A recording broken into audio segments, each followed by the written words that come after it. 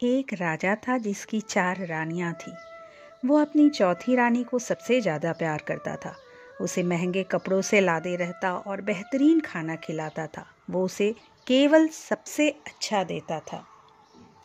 वो अपनी तीसरी पत्नी से भी बहुत प्यार करता था और उसका आसपास के राज्यों में बखान करता था, मगर उसे डर था कि वो एक दिन उसे किसी और के लिए छोड़ देगी। वो अपनी दूसरी पत्नी से भी प्यार करता था और वो उसकी हमराज थी और वो उसके साथ हमेशा सहानुभूति, इज्जत और धैर्य से रहती थी। जब भी राजा को कोई परेशानी होती थी तो वो उसे बताता था ताकि वो राजा को उस परेशानी का हल बता सके। राजा की पहली पत्नी राजा की सबसे वफादार थी और राज्य और उसकी दौलत बढ़ाने में बहुत मदद करती थी, मगर वह अपनी पहली पत्नी से प्यार नहीं करता था।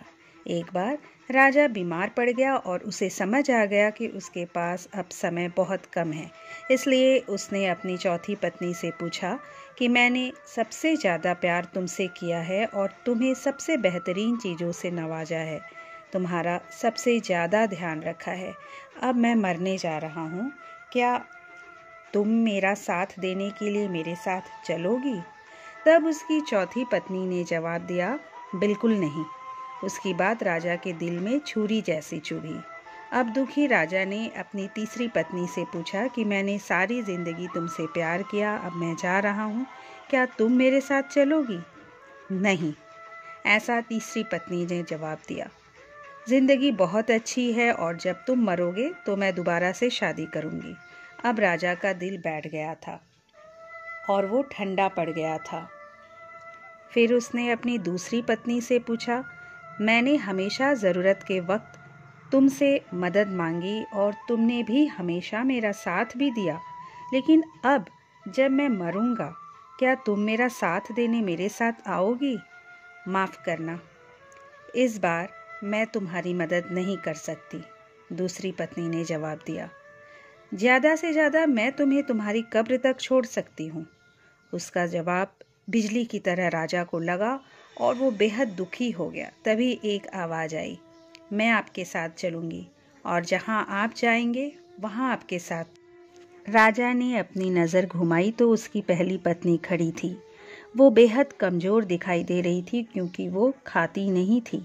दुख से भरकर राजा ने कहा कि जब मेरे पास मौका था तब मुझे तुम्हारा बेहतर ध्यान रखना चाहिए था।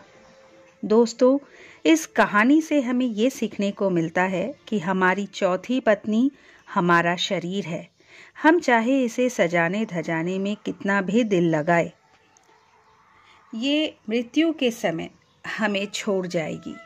हमारी तीसरी पत्नी हमारी संपत्ति, दर्जा और दौलत है। जब हम मरते हैं ये औरों को मिल जाती है। हमारी दूसरी पत्नी हमारा परिवार और हमारे मित्रगण हैं। चाहे वो कितना ही हमारे साथ क्यों ना हो, ज़्यादा से ज़्यादा वो हमारे साथ शमशान तक ही आ सकेंगे, पर उससे आगे नहीं।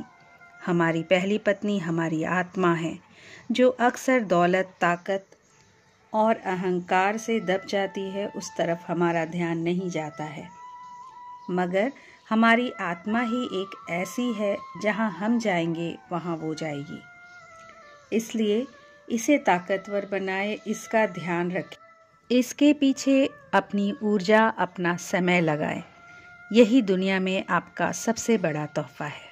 दोस्तों, यदि ये प्रस्तुति आपको अच्छी लगी तो इसे लाइक कर दीजिएगा। मेरे चैनल को अगर अब तक सब्सक्राइब नहीं किए हैं तो प्लीज़ सब्सक्राइब कर लीजिए।